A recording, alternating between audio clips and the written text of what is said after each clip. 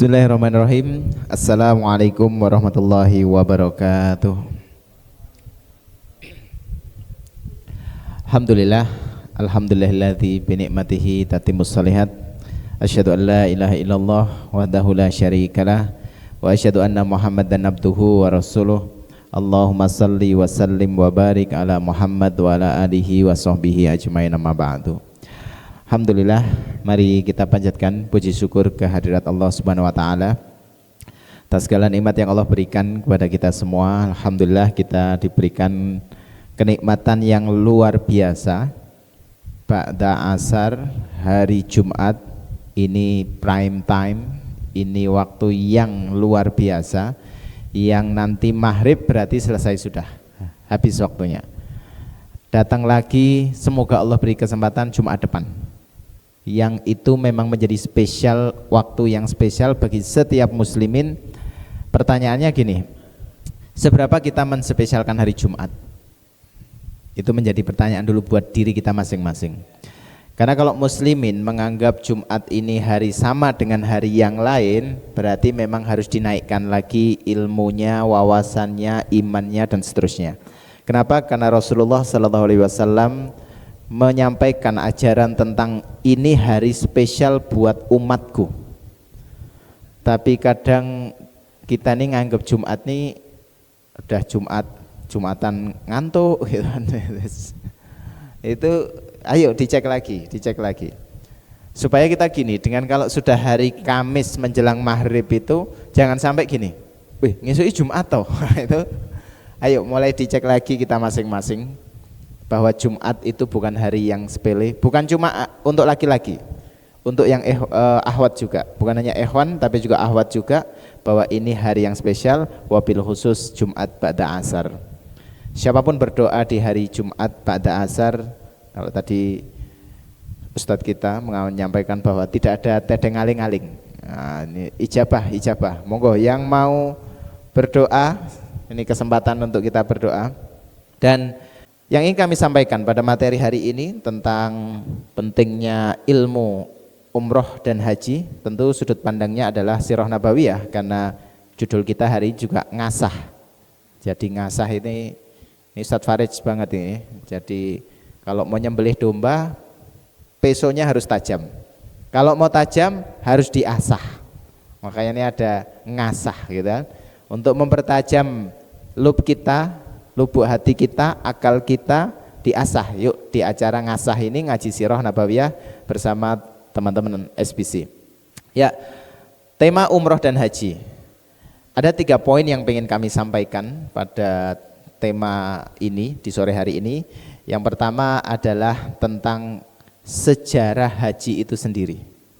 Jadi sejarah haji dan umroh ini, siapa orang yang pertama kali diperintah oleh Allah melakukan itu. Tentu sekali lagi dengan manasik yang sampai sekarang masih dijaga.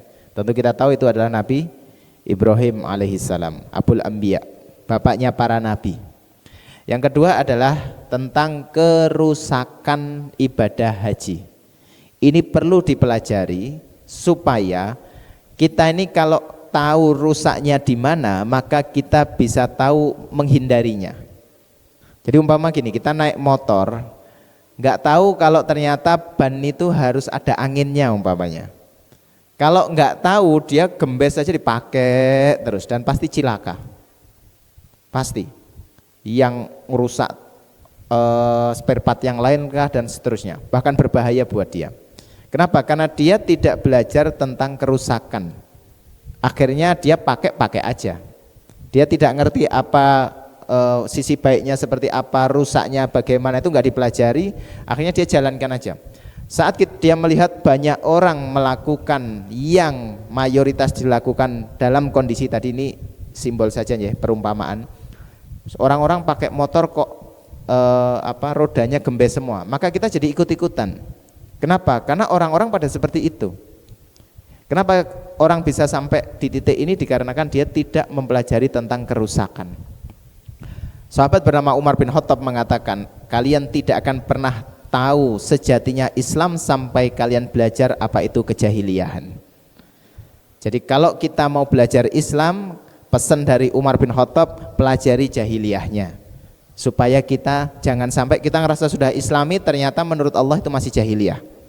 Nah, termasuk pada pembahasan pada sore hari ini, poin kedua yang ingin kami sampaikan adalah tentang zaman rusaknya haji pada saat itu. Dan itu kita tahu ada di masa jahiliyah, yang nanti jadi kita tahu bahwa oh ternyata naik haji koyok ngene iki iso berdampak kejahiliahan. Yang ketiga adalah tentang hadirnya Rasulullah Sallallahu Alaihi Wasallam yang kemudian berdampak kepada memperbaiki haji yang sempat rusak tadi. Jadi bisa dilihat tuh fase pertama adalah Nabi Ibrahim, turun temurun terjadi kerusakan sampai hadirnya Rasulullah lah yang kemudian mengembalikan haji itu sesuai dengan fungsi utamanya. Jadi haji kembali pada ibadah fisik dan juga roh, karena ini dua hal yang harus dikaitkan. Ya, jadi poin pertama yang ingin kami sampaikan adalah tentang kisah Nabi Ibrahim alaihissalam. Nabi Ibrahim kita tahu ini nabi yang bisa dibilang hampir semua dari muslimin, saya pikir tidak mungkin tidak menyebutkan nama Nabi Ibrahim. Jadi kita ini kalau sholat tidak menyebutkan nama Nabi Ibrahim, maka sholat kita tidak sah. Kita bersolawat kepada baginda Nabi Muhammad SAW dan juga kita bersolawat kepada Nabi Ibrahim. Dan bukan hanya dua nabi ini yang kita solawati, tapi juga keluarganya. Allahumma salli ala Muhammad wa ala ali Muhammad kama shallaita ala Ibrahim wa ala ali Ibrahim. Jadi dua peran nabi ini sangat penting, sangat dominan. Tapi karena tema kita pada hari ini adalah tentang haji dan umroh, saya kerucutkan ke haji dan umroh saja. Ya, Nabi Ibrahim setelah beliau ini keluarga, punya keluarga yang terdiri dari dua istri. Yang pertama adalah ibu siapa? Yang pertama Saroh dulu. Saroh itu tinggal di Syam. Sekarang kita tahu ada negara namanya Palestina. Disitulah nanti Nabi Ibrahim tinggal bersama istri pertamanya, yaitu Sarah. Lambat laun kemudian Allah anugerahkan untuk Ibrahim istri kedua, yaitu Hajar. Hajar tinggalnya tidak bareng dengan Sarah. Awalnya bareng, tapi la qadarullah kemudian atas takdir Allah pindah ke wilayah namanya Mekah. Disitulah kemudian nanti Hajar di Mekah, Sarah di Syam. Ini juga menarik, satu poin sedikit saya masuk di sini. Dari dua orang istri ini, dari istri dari satu orang bernama Ibrahim ini menjadi panduan buat kita bahwa apakah kita hari ini hanya memikirkan Ka'bah saja atau juga punya kepedulian dengan Palestina. Karena dua negeri ini menjadi negeri yang tidak pernah lepas dari kisah para nabi, mulai dari Nabi Adam sampai Nabi Muhammad SAW. Allah mengkaitkan dua negeri ini. Mulai dari Nabi Adam diturunkan di wilayah bernama Ka'bah, 40 tahun kemudian Allah perintahkan Nabi Adam membangun Masjidil Aqsa. Rasulullah SAW lahir di Mekah, tapi nanti akhir hidup beliau menuju ke Baitul Maqdis. Jadi dua negeri ini tidak bisa dipisahkan dari jiwa seorang muslim. Jadi kecintaan kita bukan hanya kepada Mekah, tapi juga kepada Masjidil Aqsa. Tentu Madinah sudah masuk di situ. Jadi tiga negeri yang tidak boleh terpisah dari kehidupan seorang muslim adalah Mekah, Madinah, dan Baitul Maqdis atau Masjidil Aqsa. Ya, kembali ke tema haji. Nabi Ibrahim setelah dipisah antara Hajar dan Sarah tadi, Hajar diletakkan di Mekah, kemudian Nabi Ibrahim berdoa. Di dalam surat Ibrahim ayat 35 Allah abadikan tentang doa Nabi Ibrahim yang ini sangat berhubungan dengan haji. Walaupun nanti semua ibadah berhubungan dengan ini, tapi saya pengen mengkaitkan haji dengan ayat ini ketika Nabi Ibrahim berdoa yang Allah abadikan dalam surat Ibrahim ayat 35, wa idh qala Ibrahimu rabbi ja'al hadzal balada amina wa janubni wa baniya an na'budal asnam. Rabbi innahunna adlalna katsiran minan nas. Dua ayat ini Nabi Ibrahim berdoa, ya Allah, saya mohonkan kepadamu ya Allah, agar negeri ini, Mekah ini, karena itu doa dipanjatkan ketika beliau sudah di Mekah, beliau berdoa agar negeri ini jadi negeri yang aman. Wa idh qala Ibrahimu rabbi ja'al hadzal balada amina wajanubni wa baniya an na'budal asnam. Dan jauhkan atau hindarkan atau sterilkan ini semua, lindungi dari urusan berhala. Asnam di situ maknanya adalah berhala. Rabbi innahunna adlalna katsiran minan nas. Sungguh berhala ini telah membuat banyak manusia tersesat. Sehingga bisa disimpulkan bahwa segala sesuatu yang menyesatkan manusia masuk dalam kategori berhala. Karena asnam di situ maknanya bukan hanya patung. Asnam itu kalau nanti diterjemahkan dalam bahasa Inggris itu menjadi kata populer di kita, yaitu idol.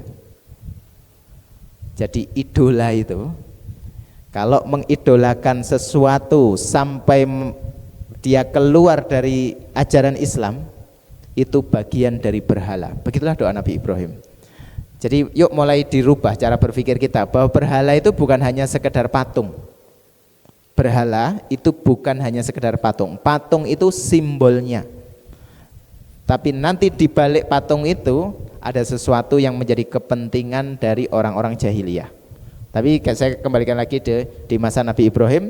Nabi Ibrahim berdoa kepada Allah, ya Allah, negeri ini aman dan jauhkan dari berhala ya Allah, karena berhala telah menyesatkan banyak manusia. Sudah Nabi Ibrahim nanti hidup di Mekah bersama dengan anaknya, yaitu Nabi Ibrahim setelah meninggalkan Hajar dan Ismail di Mekah, Nabi Ibrahim pindah balik lagi ke Syam. Jadi praktis secara kehidupan Nabi Ibrahim itu lebih banyak tinggal di Syam. Singkatnya, suatu ketika Nabi Ibrahim balik ke Mekah, Allah perintahkan untuk membangun Ka'bah. Jadi meninggikan, jadi bukan membangun dari awal. Dari Ka'bah itu dari awal sudah ada ininya, fondasinya. Jadi siapa yang membangun fondasi itu? Para malaikat atas perintah Allah, bahkan sebelum Nabi Adam diciptakan. Jadi malaikat diperintahkan oleh Allah untuk turun ke bumi, bangun fondasi itu. Dan fondasi ini nanti diabadikan dalam surat Ali Imran, namanya Baqqah. Baqqah. Huruf ba sama kaf itu kalau dilafadzkan agak susah. Baqqah. Baqqah gitu. Sehingga orang-orang Arab pada saat itu nanti merubah kata ba, huruf ba menjadi huruf mim. Maka jadilah Makkah. Dari Bakkah, karena Bakkah cukup susah dilafadzkan, mereka merubah huruf ba menjadi mim, maka menjadi Makkah. Maka sampai hari ini kita tahunya kota itu bernama Makkah. Nah, fondasi Ka'bah itu sudah ada sebelum Nabi Adam diciptakan. Ketika nanti Nabi Adam sudah diciptakan, panjang kisahnya yang kita tahu, Nabi Adam akhirnya diturunkan ke bumi. Allah perintahkan Adam untuk membangun Ka'bah itu. Itulah nanti yang diabadikan dalam surat Ali Imran ayat 96 tentang tema rumah ibadah pertama yang didirikan di bumi Allah adalah Bakkah itu. Dibangun oleh Nabi Adam, 40 tahun kemudian Nabi Adam membangun Masjidil Aqsa. Nah, setelah Nabi Adam membangun Ka'bah itu, jadi tempat ibadah beliau, di masa Nabi Nuh alaihi salam terjadi banjir bandang yang menghancurkan seluruh daratan di bumi. Maka akhirnya semua orang habis kecuali yang tersisa di dalam kapal. Bagaimana nasib Ka'bah tadi? Pun hilang. Tersisa hanya Bakkahnya tadi, fondasinya. Maka siapa yang membangun, meninggikan dari fondasi tadi adalah Nabi Ibrahim alaihi salam. Walaupun jarak antara Nabi Nuh dan Nabi Ibrahim itu kalau jumlah 25 nabi itu enggak terlalu panjang. Karena habis Adam, Idris, Nuh, Hud, Soleh. Hud dan Soleh ini nanti banyak hidupnya di area Yaman. Hud, Soleh, baru Ibrahim. Lalu Nabi Ibrahim lah yang membangun, meninggikan fondasi Ka'bah. Begitulah bahasa Quran. Jadi bukan membangun dari awal, bukan, hanya melanjutkan apa yang sudah ada di dalam fondasi itu. Dibangun, sudah. Dan saat membangun itu ditemani oleh anaknya, yaitu Ismail. Sampai kita tahu kisahnya tentang sudah dibangunlah sebuah bangunan ini. Kemudian Nabi Ibrahim itu kalau ngecek tingginya, itu beliau akan berdiri di dalam sebuah batu gitu, berdiri di atas batu. Jadi jadi naik gini, beliau mancik gitu untuk melihat sudah simetris belum. Jadi beliau bangun lagi, turun lagi. Nah, jejak kaki ini nanti dikenal dengan makom Ibrahim, bukan makam ya, makom itu tempat. Jadi tempat Nabi Ibrahim berpijak tadi, terus disebut dengan makom. Jadi di situ bukan makamnya Nabi Ibrahim. Dulu banyak yang nanya, loh Nabi Ibrahim ternyata dimakamkannya di Mekah, dan kok kuburannya cilik banget. Nah itu bukan makam, itu makom. Makom tempat Nabi Ibrahim berpijak. Nah sudah akhirnya nanti bikin, ternyata masih ada rongga, ada ruang untuk mengganjalkan di pojokan Ka'bah itu yang kita tahu disebut dengan Hajar Aswad. Nabi Ismail lah yang kemudian menemukan batu itu. Ditanya oleh Nabi Ibrahim, dari mana batu ini? Kata Nabi Ismail, saya dapat ini dari Allah, yang Allah mengatakan ini dari surga. Hajar Aswad tadinya warnanya putih, jadi saat itu belum disebut Hajar Aswad. Tapi karena banyaknya kesalahan manusia, akhirnya berubah menjadi menghitam. Nanti di masa Nabi Muhammad SAW, beliau memberikan panduan mencium Hajar Aswad.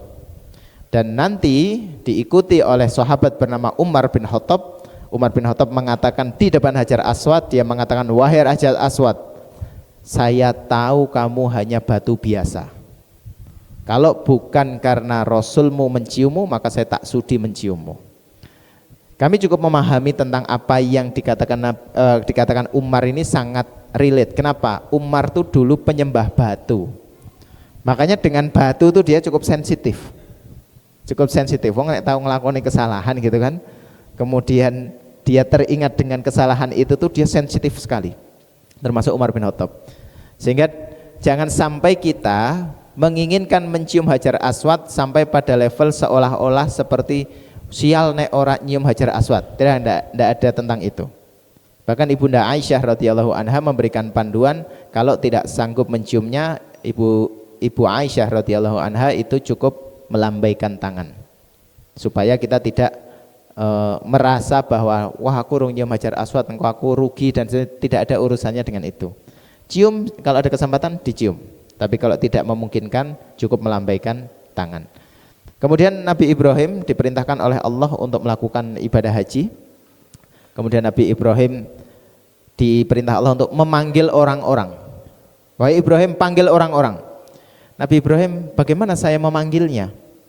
Jadi di masa Nabi Ibrahim itu ada orang-orang beriman yang tersebar di berbagai wilayah.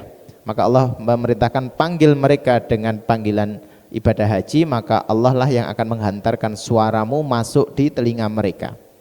Maka singkatnya Nabi Ibrahim memanggil, dan panggilan itu berlaku bahkan sampai ke teman-teman SBC besok terpanggil oleh Allah ke sana insyaallah.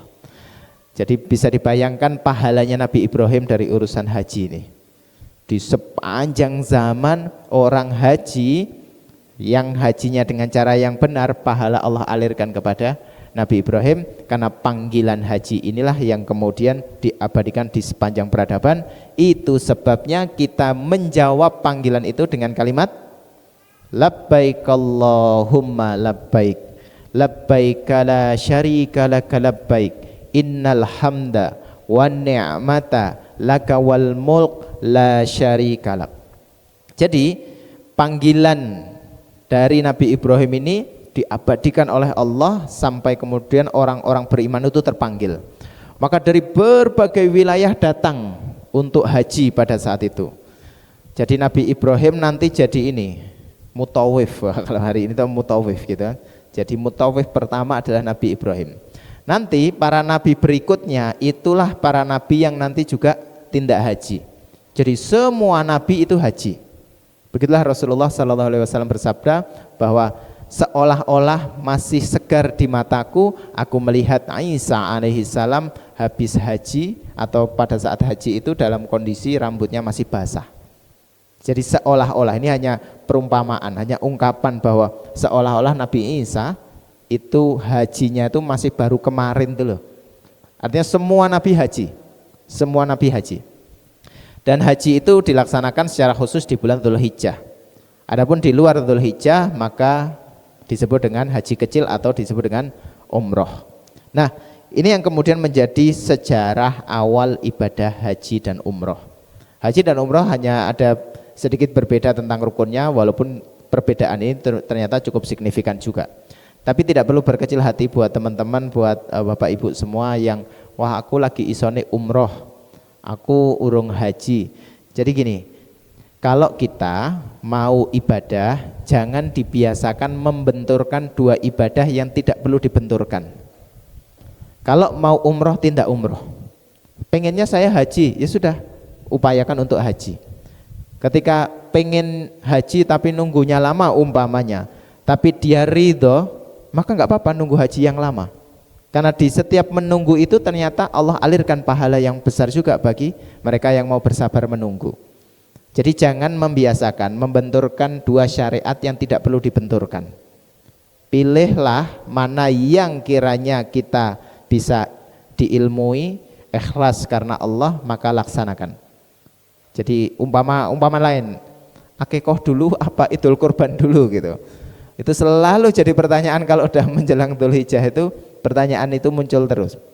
Intinya gini, mana yang mau diambil, ambillah berdasarkan ilmu dan keyakinannya, laksanakan lillahi ta'ala, insyaallah Allah berikan pahalanya.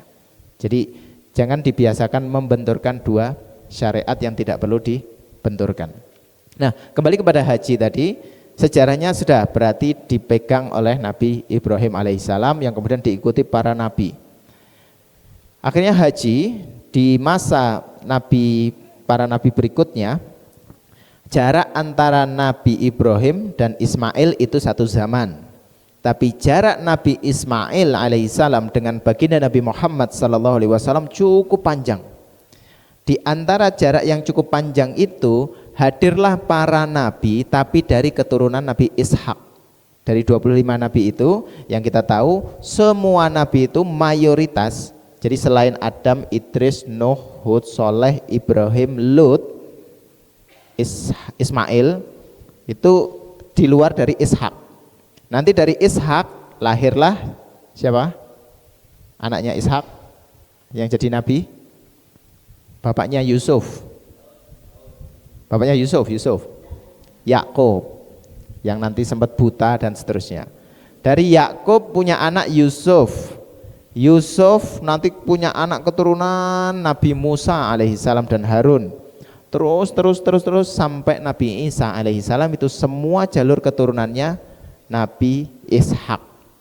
Adapun dari Nabi Ismail itu tidak ada nabi yang masuk dalam 25 nabi itu kecuali Nabi Muhammad Khatamul Anbiya sallallahu alaihi wasallam. Sehingga para nabi di keturunannya Ishak itu disebut dengan Bani Israel. Siapa Bani Israel itu? Semua orang keturunannya Yakub. Jadi Yakub itu nama lainnya adalah Israel. Israel ini maknanya adalah kalau dalam bahasa Arab tuh Abdullah, hambanya Allah. Sebenarnya bagus. Gara-gara kelakuan Zionis hari ini jadi elit tenan. Jadi Israel itu sebenarnya kalimatnya bagus. Itu nama lainnya Nabi Yakub. Sehingga anak keturunan Yakub disebut dengan Bani Israel. Nah, disitulah kemudian kita tahu semua nabi keturunan Nabi Ishak. Dari 25 itu sisanya tadi 15 orang itu rata-rata itu ada di keturunan Ishak. Adapun di Mekah itu tidak ada nabi sampai lahirlah baginda Nabi Muhammad sallallahu alaihi wasallam. Itu poin pertama. Poin kedua tentang kerusakan jahiliyah. Kerusakan jahiliyah pada haji dan umroh. Yaitu jauh setelah Nabi Ismail wafat. Ini penyebab kejahiliahan, yaitu ketika orang-orang menjauhi panduan, menjauhi wahyu. Jadi apa penyebab kejahiliahan? Adalah ketika manusia hidup tanpa panduan, pasti sesat. Pasti sesat. Walaupun kayaknya amalnya ada. termasuk ibadah haji dan umroh. Di masa pada saat Nabi Ismail sudah wafat, turun temurun hadirlah seorang penguasa Mekah bernama Amru bin Luhai. Amru bin Luhai ini bukan keturunan Nabi Ismail. Kan Rasulullah keturunan Nabi Ismail. Jadi Mekah itu sempat diserang oleh sebuah suku dari luar Mekah namanya Bani Khuza'ah. Bani Khuza'ah ini datang mengambil alih Mekah, dan pada saat itu orang-orang Mekah keturunan Ismail itu menimbun air Zam-Zam. Wong Mekah itu dulu berdiri gara-gara ada air Zam-Zam, kan gitu. Kisahnya tentang Ibu Hajar dan nangisnya Ismail, kita tahu kisah itu. Itu di masa Khuza'ah tadi datang untuk menjajah Mekah, itu orang-orang keturunannya Ismail, mereka tahu Mekah ini susah hidupnya kalau nggak ada air. Maka akhirnya sumur Zam-Zam ditimbun, tutupi pakai pasir batu, sampai akhirnya rata dengan tanah, nggak ada yang tahu air Zam-Zam ada di mana. Akhirnya ketika Khuza'ah menguasai Mekah, dia nggak pernah merasakan air Zam-Zam. Jadi air Zam-Zam itu sempat hilang selama 3 abad, 300 tahun hilang. Lalu nanti Allah izinkan siapa yang menemukan air Zam-Zam kembali adalah kakek dari Rasulullah, yaitu Abdul Muthalib. Abdul Muthalib dalam mimpinya, dia bermimpi ada orang memberitahu disuruh menggali kebaikan, begitulah kalimatnya. Maka Abdul Muthalib bertanya, kebaikan apa? Yang harus digali itu kebaikan apa? Tiba-tiba suara itu hilang. Besoknya lagi dalam mimpinya datang lagi, galilah sesuatu yang manfaat. Abdul Muthalib bertanya lagi, apa yang manfaat? Di mana yang manfaat itu? Suara itu hilang lagi. Besok paginya lagi atau besok harinya lagi, tidur lagi, ngimpi lagi, galilah Zam-Zam. Disitulah Abdul Muthalib seperti iki jenenge wis legend tapi nggak tahu ada di mana. Jadi kemudian dia bertanya, di mana Zam-Zam itu? Maka suara itu menjelaskan lagi, dia ada di antara aliran darah beserta dengan dekat dengan rumah semut, dan nanti di situ ada burung gagak yang warnanya hitam keabu-abuan. Langsunglah bangunlah Abdul Muthalib, kemudian dia mengambil cangkulnya, dia lihat di situ ada orang sedang nyembelih unta, dan aliran darahnya itu mengalir sampai nempel di sebuah rumah semut itu. Dan bersamaan dengan itu ada burung gagak yang sedang berdiri di tempat itu. Maka kemudian Abdul Muthalib segera datang ke lokasi itu, dia gali, tidak lama kemudian muncratlah air, dan disitulah air Zam-Zam ditemukan kembali sampai hari ini. Jadi Zam-Zam sempat hilang dikuasai oleh Bani Khuza'ah tadi. Nah, ketika Bani Khuza'ah 300 tahun memimpin itu tuh sempat ada seorang bernama Amru bin Luhai sebagai pimpinan Bani Khuza'ah. Saya tidak hafal berapa urutan kepemimpinannya, tapi intinya Amru bin Luhai inilah orang yang pertama kali membuat berhala itu masuk ke Mekah. Jadi di masa Nabi Ismail itu nggak ada berhala, keturunannya nggak ada yang bawa berhala, sampai datang Khuza'ah tadi menjajah. Dan ini perlu diketahui bahwa di sepanjang itu ibadah haji ada terus, haji umroh itu ada terus, nggak hilang. Walaupun air Zam-Zam nggak ada tadi itu, haji umroh tetap ada. Begitulah Allah mentakdirkan semua orang di bulan Dzulhijjah mereka datang. Nah, Amru bin Luhai ini suatu ketika dia itu orang yang sangat dikagumi oleh masyarakatnya. Bisa dikatakan kalau hari ini, zaman ini tuh akan bilang gini, sakjane wong iki apik.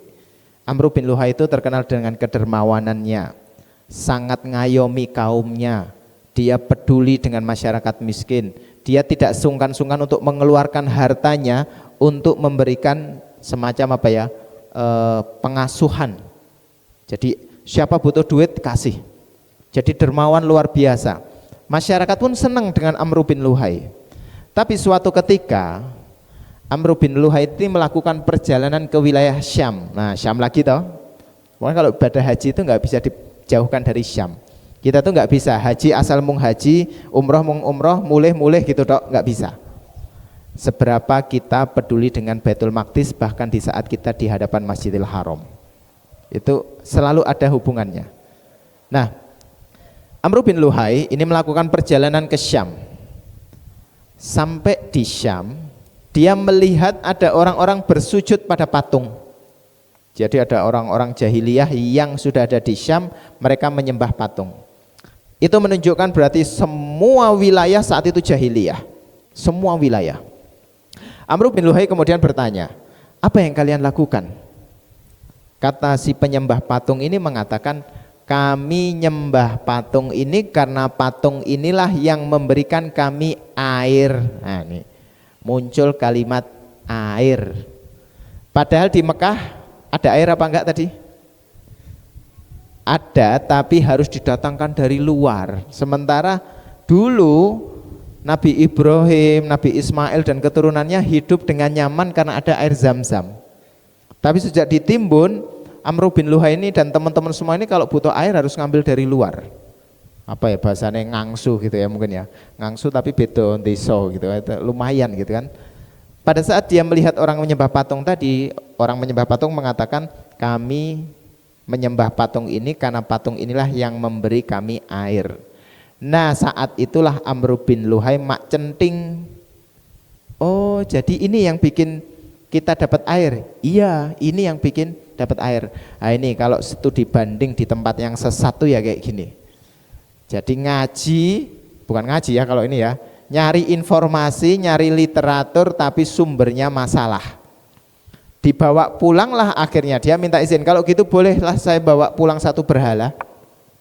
Kata penduduk mereka, bawalah salah satu boleh. Akhirnya dibawalah satu patung yang kemudian kita tahu dikasih nama Hubal. Ini patung pertama yang dibawa masuk ke Mekah. Siapa yang bawa? Amr bin Luhai ini. Orang dari Bani Khuza'ah, penjajah Mekah yang sakjane nek bisa dikatakan orangnya baik. Tapi karena orang yang kayaknya baik ini memberikan literatur sesat tadi, berhala dibawa masuk ke Mekah, di saat itulah dia mengumumkan, mulai hari ini perbanyaklah berhala di sekitar kita. Maka dia perintahkan semua rumah harus punya berhala. Dan mereka tahu Mekah itu tempat yang sangat suci, Masjidil Haram, tempat yang dimuliakan, tidak diperbolehkan ada bunuh membunuh di situ. Mereka tahu itu. Saking fanatiknya dengan wilayah mereka, mereka menspesialkan bahkan hanya sekedar batu Mekah. Jadi kalau batu Mekah buat mereka spesial, batu di luar Mekah itu enggak spesial. Padahal berhalanya tadi ngambilnya dari Syam. Ini kelakuannya Amr bin Luhai tadi. Jadi ternyata baik itu enggak cukup. Kalau tidak menghadirkan Allah, maka dia tidak baik di mata Allah. Akhirnya sejak itulah orang-orang jadi nyembah berhala. Nyembah berhala, lama-lama ini Tuhannya ini yang tadinya batu ini akhirnya dijadikan aset bisnis. Jadi Tuhannya ini lama-lama dijual. Lambat laun akhirnya 360 berhala ada di sekitaran Ka'bah. Bagaimana itu dijadikan sisi bisnis? Begini. Siapapun nggak boleh meletakkan berhala di Ka'bah, nggak sembarangan. Yang boleh hanyalah mereka yang menjadi bagian dari jalur dagangnya Quraisy. Jadi kita tahu ada surat Quraisy, li'ila fi Quraisy ila fihim rihlatasyita'i was-shaif. Orang Quraisy itu melakukan perjalanan dagang musim dingin dan musim panas. Kalau musim dingin mereka ke Yaman, kalau musim panas mereka ke Syam. Syam lagi, pokoknya Syam akan kebahas terus gitu. Dah, berarti lintas jazirah Arab itu adalah lintas dagang mereka. Lah kalau dagang, namanya bawa barang-barang dagangan. Mungkin, sangat mungkin di tengah jalan dicegat sebuah suku, dirampok. Sangat mungkin. Dengan begitu akhirnya orang-orang Mekah punya ide. Ya wis gini aja, kita izinkan mereka yang pada punya berhala itu, letakkan berhala kalian di depan Ka'bah, tapi izinkan kami melewati jalur dagang itu dengan selamat. Nggak boleh dirampok. Kenapa? Karena kami Quraisy. Kami suku yang dimuliakan karena kami tinggal di Ka'bah, di sekitar Ka'bah. Ditambah nanti peristiwa Ashabul Fil, ketika mereka melihat betul Toiron Ababil Allah turunkan, dihadirkan dengan menjatuhkan sijil, di situ Quraisy makin bangga dengan posisinya. Jadi ada kebanggaan suku dan itu Allah tidak ridho. Kenapa? Allah tidak mengajarkan rasisme, membanggakan kelompok asobiyah, fanatik pada kelompoknya. Kelompok itu hanya sebagai wasilah kita taqarrub ilallah. Jadi kita punya ruang juang, entah di rumah kita, mungkin di tempat kita kerja, mungkin nanti kelompok komunitas kita, itu adalah komunitas kita. Perlu. Tapi jangan kita beribadah karena kelompok kita. Dan itu yang terjadi di masa jahiliyah pada saat itu. Sudahlah fanatik kelompok, nyembah berhala, kemudian berhala dijual untuk kepentingan bisnis. Akhirnya singkatnya di sekitar Ka'bah ada 360 berhala, dan di sekitar situlah kemudian orang-orang ada yang haji dan umroh sambil bawa-bawa berhala. Jadi tawaf tuh sudahlah tawaf itu lemu beng Ka'bah, lumayan kesel isih gotong-gotong patung. Ini yang kemudian menjadi kebiasaan jahiliyah pada saat itu. Kenapa mereka harus mengangkat-angkat patung itu? Karena patung ini adalah bagian dari kebanggaan kelompok. Jadi kalau patungnya misal Bani Fulan gitu, itu dia punya patung sendiri, dia kelilingkan itu. Nanti pada saat wukuf, pada saat haji ada wukuf, orang-orang itu berbangga-bangga dengan berhala masing-masing. Wah iki loh berhalaku. Saya tuh bayanginnya Pak, saya bayanginnya itu ibarat supporter bola itu loh. Jadi semua fanatik dengan kelompoknya masing-masing tuh. Senggol sidik bacok gitu kan. Itu kalau nggak dihati-hati bisa sangat mudah sekali terjadi konflik. Kenapa? Karena kebanggaan kelompoknya berlebihan. Akhirnya yang terjadi adalah saat itu haji disebut dengan haji jahiliyah. Saking jahiliyahnya kalimat talbiyah tadi labbaik Allahumma labbaik itu kan kalimat terakhirnya la syarika lak kan gitu. Labbaik Allahumma labbaik, ya Allah kami datang memenuhi panggilanmu. Labbaik la syarika laka labbaik, tidak ada sekutu bagimu.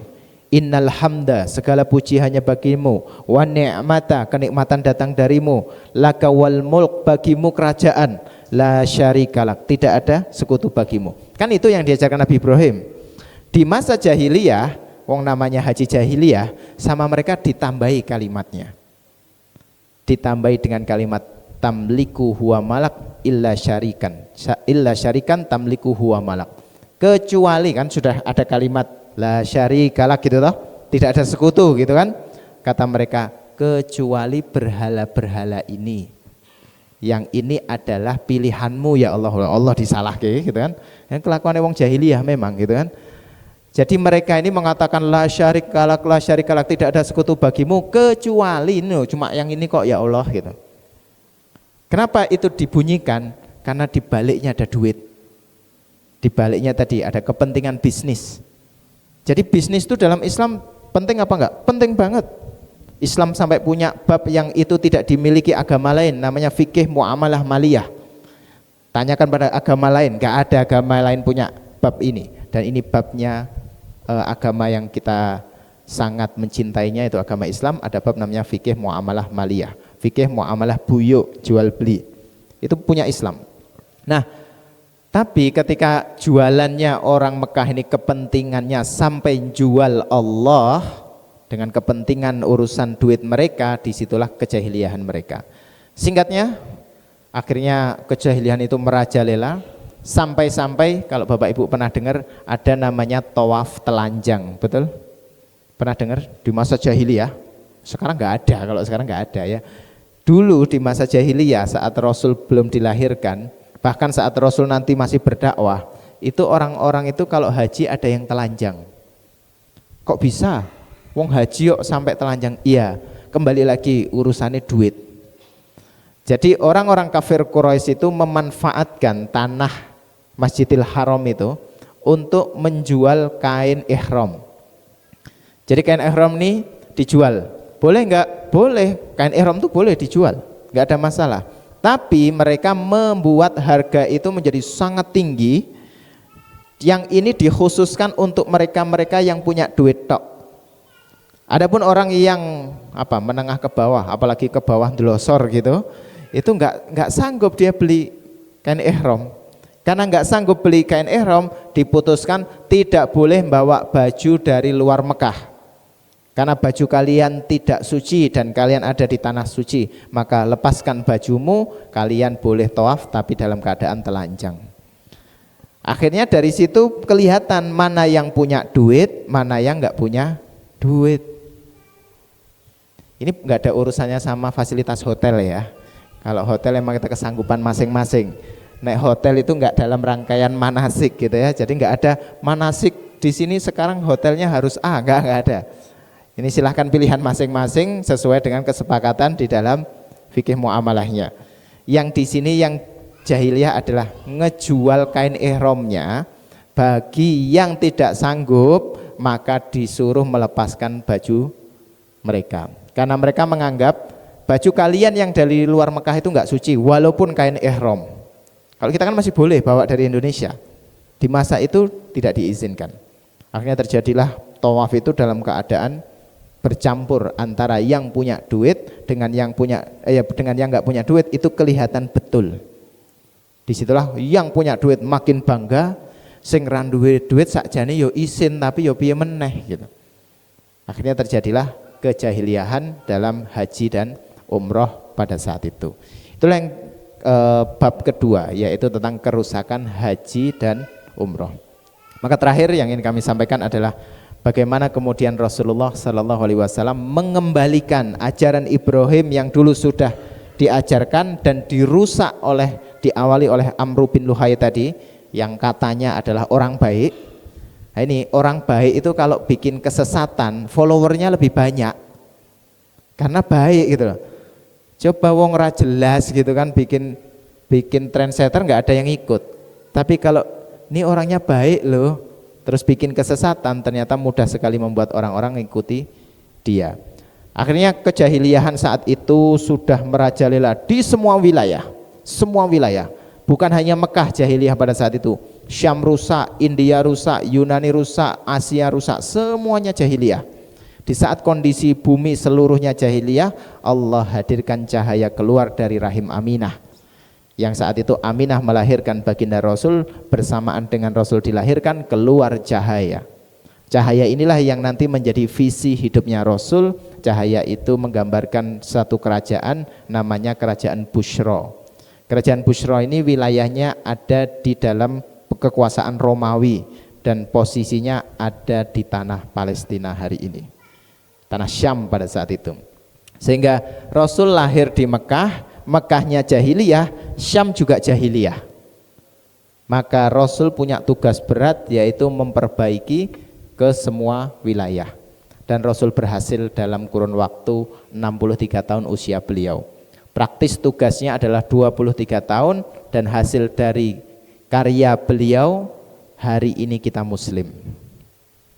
Jadi panjang perjalanan dakwah beliau, dilanjutkan para sahabat, dilanjutkan para tabi'in, dilanjutkan tabi'in, terus sampai kemudian Islam masuk ke Indonesia di abad kedua Hijriah. Di saat itulah kemudian terus berlanjut sampai Turki Utsmani mengirimkan berbagai wali, yang kita tahu ada istilah wali Songo di situ. Itu ada hubungannya dengan Turki Utsmani yang bahkan kita hari ini merasakan indahnya nikmat iman Islam kita. Bagaimana Rasul memperbaiki haji tadi? Sekali lagi fokus saya hanya pada haji. Tentu Rasul pada saat itu memperbaiki bukan hanya haji, tapi perlu diketahui bahwa haji adalah bagian, hanya bagian. Rasul memperbaiki keseluruhannya, tapi yang kita bahas di sini hanya sebagian. Rasul bagaimana cara memperbaiki haji pada saat itu? Yang pertama adalah Rasul mencari tim, nyari tim. Nggak bisa, sendirian tuh mustahil. Tanyakan kepada para jomblo hari ini, sendiri itu berat. Betul ya? Apa nih Ustaz? Sendiri itu mustahil. Tapi bareng-bareng tuh sulit, betul? Oh, sendiri kira enak, tapi bareng-bareng wangel banget kandan-kandanan nih gitu. Tapi bukankah Allah berfirman, bersama kesulitan ada kemudahan. Berarti bareng-bareng tetap lebih mudah. Jadi yang dilakukan Rasul pada saat itu, beliau mencari tim. Yang kemudian tim ring 1 beliau itu masuk orang-orang, salah satu pertama adalah Abu Bakar As-Siddiq. Tentu yang pertama adalah keluarga beliau. Khadijah, diikuti 4 putri beliau, Zainab, Ruqayyah, Ummu Kulthum, Fatimah. Kemudian anak angkat beliau Zaid bin Harithah dan Ali bin Abi Thalib yang juga tinggal di rumah beliau. Rumah udah beres, beliau melanjutkan nyari tim. Kenapa? Karena gimana mereka nggak gundah? Buka rumah haji telanjang, bawa patung, rasisme, fanatik kelompok itu hadir di hadapan beliau. Maka beliau mencari sopo yo sing kira-kira ki yo duwe kegelisahan yang sama. Maka ini menjadi penting. Pentingnya gelisah dengan zaman. Pentingnya kita gelisah dengan keadaan ibadah masyarakat hari ini. Kalau kita ngelihat masjid sepi kok biasa aja, itu ada yang salah dengan kita. Tapi kalau kita punya kegundahan, maka kita akan berupaya untuk mencari panduannya, cari timnya. Tim sudah terbentuk, yuk ditahapi pelan-pelan. Maka akhirnya Rasul membentuk sebuah kelompok, yang kelompok ini nanti disebut dengan kelompok Darul Arqam. Mereka ditempatkan di sebuah tempat, ada sahabat namanya Arqam bin Abil Arqam, dan yang saya tahu Masjidil Haram itu ada gate Arqam, betul nggak? Ini qadarullah juga belum ke sana, makanya saya dari tadi nggak cerita tentang manasiknya, saya cerita sejarahnya aja gitu. Insyaallah nanti ya kita Allah berikan kesempatan bisa ziarah ke sana. Jadi di Mekah itu di Masjidil Haram itu ada gate, ada pintu gerbang namanya gate Arqam. Disitulah dulu rumahnya Arqam bin Abil Arqam itu. Apa fungsinya rumah ini? Ini markas cahaya. Markas ngajinya para sahabat yang ngajinya ndelik-ndelik. Mau memperbaiki Mekah itu harus ndelik-ndelik di dalam Mekah sendiri. Dan Arqam bin Abil Arqam itu adalah sahabat dari kalangan suku namanya Bani Mahzum. Jadi terahnya namanya Bani Mahzum. Satu terah dengan Abu Jahal. Jadi Rasul punya markas yang lokasinya sangat dekat dengan rumahnya musuh utama yaitu Abu Jahal. Ini menjadi konsep luar biasa bahwa tempat paling berbahaya itu bahkan bisa jadi tempat paling aman, gitu kan? Kenapa? Musuh nggak menduga kalau ternyata semuanya dilakukan di tempat itu. Ini yang kemudian singkatnya disitulah Rasul mendidik para sahabat. Nah kalau mendidik di masa Mekah nggak ada pembahasan padu tentang fikih, itu nggak ada ya. Jadi kalau sudah ngumpul bikin tim jangan berantem, karena kemenangan kita itu kalau kita bersatu. Kalau kitanya berantem lah gimana musuh Islam akan nggak bahagia kalau ngelihat kitanya aja berantem.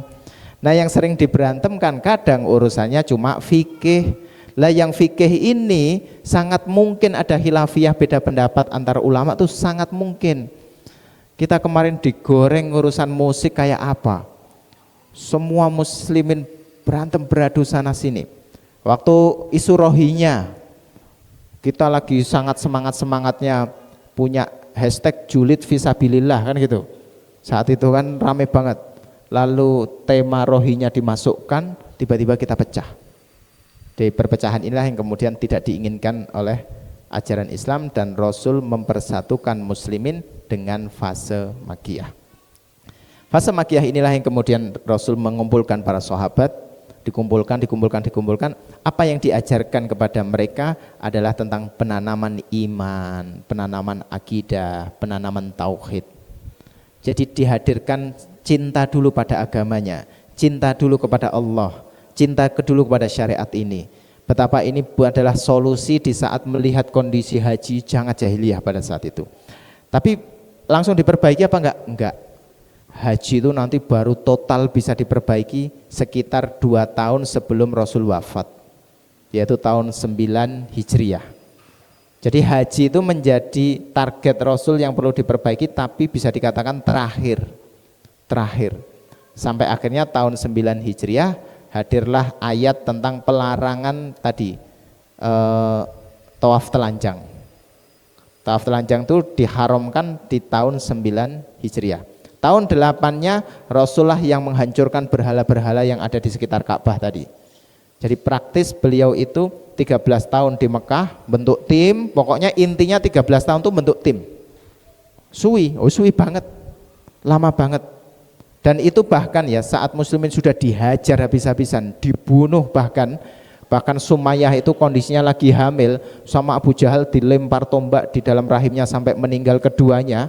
Itu kata Rasul, jangan membalas.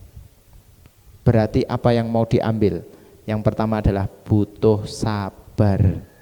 Yang namanya sabar itu bukan cuma nahan, wis lah tak tompo, aku ora usah berbuat apa-apa, bukan. Sabar itu pasti harus hadir yang namanya husnudzon kepada Allah. Jadi kalau yang belum dipanggil oleh Allah haji dan umroh, sabar, husnudzon kepada Allah, berprasangka baik kepada Allah karena Allah sesuai dengan prasangka hambanya. Dan kalaupun ada tetangga yang sudah berangkat, nggak perlu iri. Yang ada adalah, ya Allah saya juga pengen, maka saya mintanya kepada Engkau ya Allah. Tidak perlu saya kemudian membuat hati saya sakit hati hanya gara-gara tetangga nggawe acara pamitan umroh gitu. Nggak ada urusan dengan itu. Minta sama Allah, ista'in billah. Kalau minta sama Allah. Maka Rasul bikin tuh tim sudah dibuat 13 tahun, nggak boleh ngelawan sama kafir Quraisy, nggak boleh. Ketika hijrah di Madinah, disitulah kekuatan muslimin lebih kuat. Rasul perbaiki. Di tahun 8-nya Rasul datang dengan peristiwa namanya Futuhat Mekah. Di Futuhat Mekah inilah semua berhala 360 itu dihancurkan habis-habisan. Padahal orang-orang Mekah pada saat itu wedi banget. Kini berhala sampai dihancurkan, kok nek kualat kepiye gitu. Itu kesyirikan tuh selalu dikasih kayak gitu, betul nggak? Dikasih was-was syaiton namanya, yuwaswisu fi sudurin nas. Dibisikkan ke dalam dada manusia kekhawatiran. Itu sudah bagian dari gangguan syaitan. Maka akhirnya dihancurkan. Itu tahun 8. Tahun 9 tawaf telanjang nggak boleh. Saat itu haji yang memimpin adalah Abu Bakar. Loh, Rasulullah nggak haji? Mboten. Tahun 9 Hijriah itu Rasul banyak kedatangan tamu dari berbagai jazirah Arab masuk Islam, datang ke Madinah pada saat itu. Sehingga Rasul nggak, bayangkan ya, kegundahan awalnya di Mekah. Tapi Allah berikan bukan hanya Mekah yang beres, wahai Muhammad, aku berikan hidayah ke seluruh jazirah Arab dan semua orang di jazirah Arab masuk Islam. Yang kemudian dikenal dengan tahun namanya Amul Wufud, tahun berbondong-bondong orang masuk Islam, menyerahkan hidupnya kepada Allah sebagai seorang muslim, sampai-sampai Rasul nggak bisa haji tahun itu. Dan di tahun itulah tadi tawaf telanjang dilarang, sehingga Abu Bakar menyampaikan sudah tidak ada lagi tawaf telanjang. Maka kapan Rasul hajinya?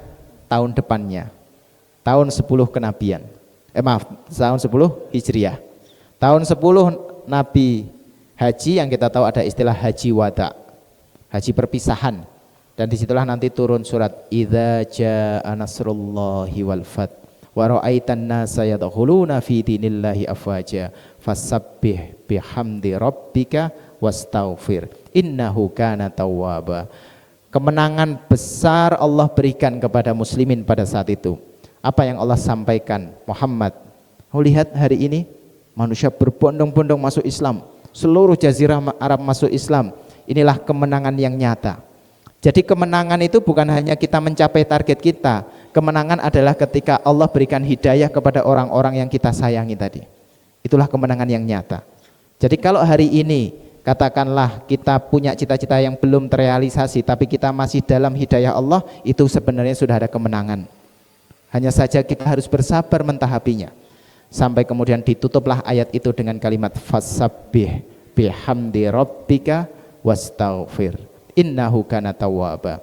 jasa besarnya Rasul, seluruh jazirah Arab masuk Islam, kata Allah, fasabbih bihamdi rabbika. Sucikan Allah, puji Allah. Sucikan Allah, pujilah Allah. Bayangkan ya, yang berjuang Rasul, para sahabat bareng-bareng tim tadi, akhirnya cita-cita tercapai, tapi kata Allah, yang dipuji bukan kalian, aku yang dipuji. Fasabbih bihamdi rabbika. Terus buat manusia apa ya Allah haknya?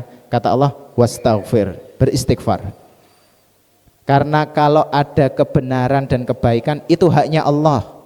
Adapun buat hamba adalah mengakui segala kesalahan dari perjuangan tadi, pasti mengalami kesalahan-kesalahan. Innahu kana tawwaba, dan kepadanya lah kamu kelak akan dikembalikan. Kepadanya lah kita bertaubat. Maka ketika Bapak Ibu semua besok yang Allah izinkan dipanggil di tanah suci, jangan pernah merasa bangga, merasa ini adalah upaya saya sendiri, enggak ada. Betul kita nyampe ke sana, betul pakai duit kita, betul ini ikhtiarnya enggak gampang, tapi ketahuilah bahwa Allah lah yang memberikan kebaikan itu. Fasabbih bihamdi rabbika wastaghfir innahu kana tawwaba. Sejak itulah haji kembali lagi seperti yang diajarkan Nabi Ibrahim dengan segala kesempurnaan manasik haji dan umroh, dan sampai hari ini kita pun diberikan kesempatan untuk melanjutkan ibadah yang dulu dilakukan oleh Nabi Ibrahim alaihissalam. Wallahu alam bisawab, jazakumullah khair, barakallahu fikum. Jika ada benarnya itu semua dari Allah, jika ada kekurangan, kesalahan, kefakiran, kedhaifan ilmu kami, semoga Allah mengampuninya. Saya berharap siapapun yang hadir di sore hari ini, mau yang adik-adik sekalipun, Allah berikan kesempatan bisa berkunjung memenuhi panggilan Allah ke Masjidil Haram dan ziarah ke Masjid Nabawi, sampai semoga Allah berikan kesempatan kita sholat berjamaah di Masjidil Aqsa. Wallahu alam bisawab, jazakumullah khair, barakallahu fikum, wabillahi taufiq wal hidayah, wassalamualaikum warahmatullahi wabarakatuh.